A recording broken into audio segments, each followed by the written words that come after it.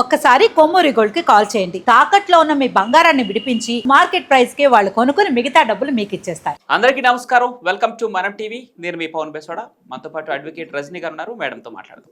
Madam నమస్కారం. నమస్తే అండి.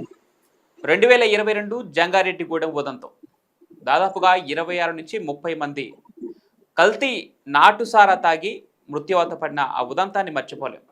అయితే కుమారులను కోల్పోయిన తల్లిదండ్రులు, అదేవిధంగా భర్తలను కోల్పోయిన భార్యలు ఆ రోజున రోడ్డెక్కి ఆవేదన వ్యక్తం చేసినటువంటి తీరు చూస్తామంటే, గత ప్రభుత్వం వాటిని సహజ మరణాలుగా చిత్రీకరించి అసలు నాటుసారానే లేదంటూ కూడా చెప్పుకొచ్చింది. అసెంబ్లీ సాక్షిగా జగన్మోహన్ రెడ్డి గారే స్వయంగా అవి సహజ మరణాలని ప్రకటించడం జరిగింది. అయితే వాటి పోస్ట్ మార్టంలో ఆ నాటుసారాకు సంబంధించినటువంటి ఆ జాడలు ఎలా బయటపడ్డాయి, ఆ బెల్లం ధ్వంసం ఎలా బయటపడింది, అప్పటి ఎక్సైజ్ శాఖే వీటిని వివరించడం జరిగింది. ఆ రోజు ప్రభుత్వం లేకపోయినా కూడా టీడీపీ పార్టీ తరఫున ఆ మృత్యువాత పడినటువంటి అభాగ్యులకి ఒక్కొక్కరికి ₹1,00,000 చొప్పున చంద్రబాబు నాయుడు గారు 1,00,000 పరిహారం కూడా ఇవ్వడం జరిగింది.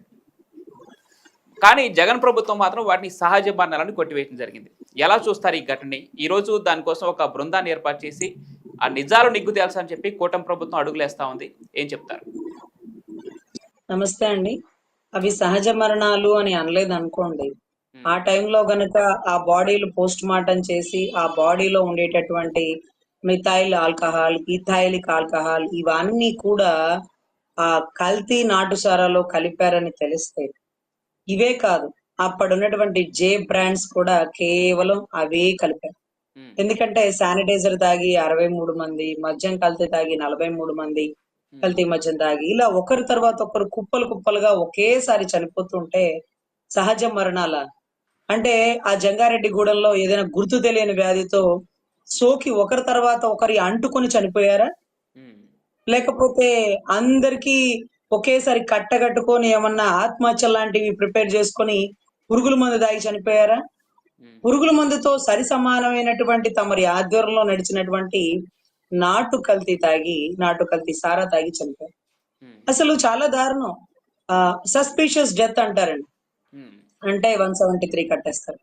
కట్టేసిన ప్రతి బాడీని పోస్ట్ మార్టం చేస్తారు. పోస్ట్ మార్టం చేసి ఆ బాడీ ఎలా చనిపోయిందో రాస్తారు. సూసైడ్ చేసుకున్నారు, హ్యాంగింగ్ చేసుకున్నారు అని మీరు చెప్పగానే అవునవును ఇదిగో చూడు ఫ్యాన్ కి ఉరేసేసుకున్నారని రాసేసుకొని బాడీని తగలబెట్టేయడం, పూడ్చిపెట్టేయడం చేయరండి. అవునా? పూడ్చిపెట్టడానికి, తగలపెట్టడానికి ముందు పోస్ట్ మార్టం అనే ఒక పర్వం ఉంది. ఆఫ్ కోర్స్ మీరు ఫ్యాన్ కి ఉరేసుకుంది చూసి ఉండొచ్చు, కానీ వారితో ఏదన్నా మందు తాగిచ్చి అలా చేపించారా? లేదా పోస్ట్ మార్టంలో ఒంటి మీద వాతలు ఏమైనా ఉన్నాయా? లేదా పురుగుల మందు ఏమన్నా సేవించి, లేకపోతే వారి పీక పిసికి చంపేసి వారిని డౌట్ రాకుండా హ్యాంగింగ్ చేసినారా? ఇలా ఖచ్చితంగా ప్రతి బాడీని పోస్ట్ మార్టం చేస్తారండి. చాలా విషయాలు ఏంటంటే ఒక్కొక్కసారి మీరు అనుకుంటాడు రైల్వే పట్టాల మీద దాటుతూ యాక్సిడెంట్ అయి చనిపోయిన దుర్ఘటన, ఆత్మహత్య చేసుకున్నారు రైల్వే పట్టాల మీద 2 మహిళలు, లేకపోతే ఒక భార్య భర్త కుటుంబం, ఇలా అన్ని రాసేస్తుంటే చెమ్మా చెక్క చదివినట్టు చదవాలనిపించదండి. వాళ్ళని పోస్ట్ మార్టం చేయాల్సిందే. పురుగుల మందు తాగి ఎక్కడ చనిపోయారా? లేకపోతే బలవంతంగా పడుకోబెట్టారా? అసలు ఇవన్నీ పోస్ట్ మార్టం లో తేల్తాయండి. బాడీలో అసలు పాయిజన్ ఉందా లేదా, ఏ కంటెంట్ ఉంది అంటే చాలా ఇంపార్టెంట్. సహజ మరణమా లేకపోతే అనుమానాస్పద మరణమా అని హౌ యూ డిక్లేర్? మీరేమన్నా మీ నాయన గారు అంటే డాక్టర్ రాజశేఖర్ రెడ్డి, తమరేం కాదు కదా, తమరికి కూడా అంత నాలెడ్జ్ లేదు కదా. సో మనం ఎలా డిక్లేర్ చేస్తాం? సరే పోనీ నాటుసారా తాగలేదు, మన జే బ్రాండ్స్ తాగినారా? ఓకే, జే బ్రాండ్స్ లో వాడే 3 సరుకు కూడా ఇథైల్ ఆల్కహాలిక్, మిథైల్ ఆల్కహాలిక్ ఇలాంటివి ఏమన్నా కలుస్తున్నాయా? అంటే ఇప్పుడు చనిపోయిన వాళ్ళందరూ కూడా లివర్లు పోయి చనిపోయిన వాళ్ళ బాడీ పోస్ట్ మార్టం చేస్తే బహుశా ఆ బాడీలో ఏ ఆల్కహాలిక్, ఎంత కెమికలైజేషన్, ఇవన్నీ తెలిసేవండి. చాలా దారుణం, చాలా అంటే చాలా దారుణం. ఏ కెమికల్ కలిపితే ఒక మనిషి చనిపోతారు, కిక్కిచ్చే కెమికల్స్ అంటూ కొన్ని రకాల కెమికల్స్ కలిపి వాళ్ళు తాగి ఇంటికి పోయి పడుకునే వాళ్ళు కూడా తాగి భార్యని తన్ని తాగి రోడ్డు మీద గలాటా చేసి ఈ ఈ జే బ్రాండ్స్ గురించి అండి మన రాకేష్ మాస్టర్ గారు చెప్తారు. అసలు ఆంధ్రాలో భూమ్ భూమ్ ఏంట్రా బాబు, ఆంధ్రాలో భూమ్ భూమ్ ఏంటి అసలు? కుడితే తొట్టులో పడిన ఎలకలాగుంది నా పని. సప్త సముద్రాలు ఈత్తు ఇక్కడ ఏదో ఆగిపోయినట్టుంది. ఎట్ట తాగుతున్నారా మీరు, ఎట్ట బతుకుతున్నారా అన్న రాకేష్ మాస్టర్ ఆ వీడియో బయటకు వచ్చిన ఒక 2-3 రోజుల్లోనే అనుమానాస్పదంగా చనిపోయారు. ఆయన చావుని లైవ్ లో కూడా మనందరం చూసినాం. ఎందుకు చనిపోతున్నారో తెలియట్లేదు, ఊపిరాడట్లేదు, అలా తీసుకెళ్తున్నారు, ఇలా తీసుకెళ్తున్నారు. అది హార్ట్ స్ట్రోకా, సన్ స్ట్రోకా, జే బ్రాండ్స్ స్ట్రోకా అనేది తెలియలేదండి. పాపం కేవలం తెలంగాణలో జంగారెడ్డిగూడెంలోనే 26 మంది వరకు మృత్యువాత పడితే గవర్నమెంట్ నివేదిక అంటే ఆ రోజు గవర్నమెంట్ ప్రకటించింది ఏంటంటే 70 నుంచి 80 ఏళ్ల మధ్య వాళ్ళు దాంట్లో నలుగురు ఉన్నారు, అంటే వయసు అయిపోయి చనిపోయిన వారు, అది సహజ మరణం అని చెప్పేసి కొట్టిపారేసింది ఆ మరణాన్ని. సార్ 70 నుంచి 80 ఏళ్ళ వాళ్ళు మందు తాగరంటారా, లేకపోతే వాళ్ళకి వయసు అయిపోయింది అని చనిపోయారంటారా? ఉమ్, పెద్ద పెద్దోళ్ళ రాజకీయ నాయకులు వయసులు ఎంత అండి? ఉమ్, అంటే 70 నుంచి 80 ఏళ్ళ వాళ్ళు చచ్చిపోవాలా? వాళ్ళకి అనారోగ్యం వచ్చిపోయినా పర్లేదండి, మందు తాగిన ప్రతి ఓడు చచ్చిపోడండి. ఉమ్, పెద్ద పెద్ద ఫారినర్లు కూడా మంచి మంచి ఫారెన్ ఫ్రెండ్స్ తాగుతుంటారు, తాగిన ప్రతి ఓడు చచ్చిపోడు. కానీ తాగే మందులో కల్తీ ఉంటే, అది శానిటైజరో పురుగుల మందుతో సరి సమానం అయితే, ఇథైల్ ఆల్కహాలిక్, మిథైల్ ఆల్కహాలిక్ లాంటి శానిటైజరో లేకపోతే కెమికల్స్ లాంటివో, ఉమ్, పాయిజన్ కి సరి సమానమైన లాంటివో కలిపి వాళ్ళలో కిక్ ఎక్కిస్తే ఉమ్. 70 నుంచి 80 ఏంటి సార్, 30 నుంచి 40 లోపు చచ్చిపోతారు. అంటే మేడం ఇక్కడ 20 ఆ నుంచి రోజు 30 లోపు జరిగినటువంటి చచ్చిపోతారు.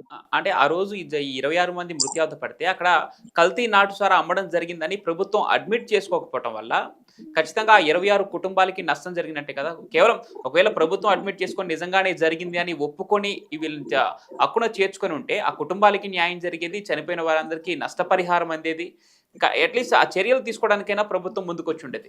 కానీ ఏదో ఈగోకి వెళ్ళి మా ప్రభుత్వం ఇలాంటివి జరగలేదని చెప్పేసి ఇందుకు ముందుకు వెళ్ళింది అనుకోవచ్చు కదా మేడం.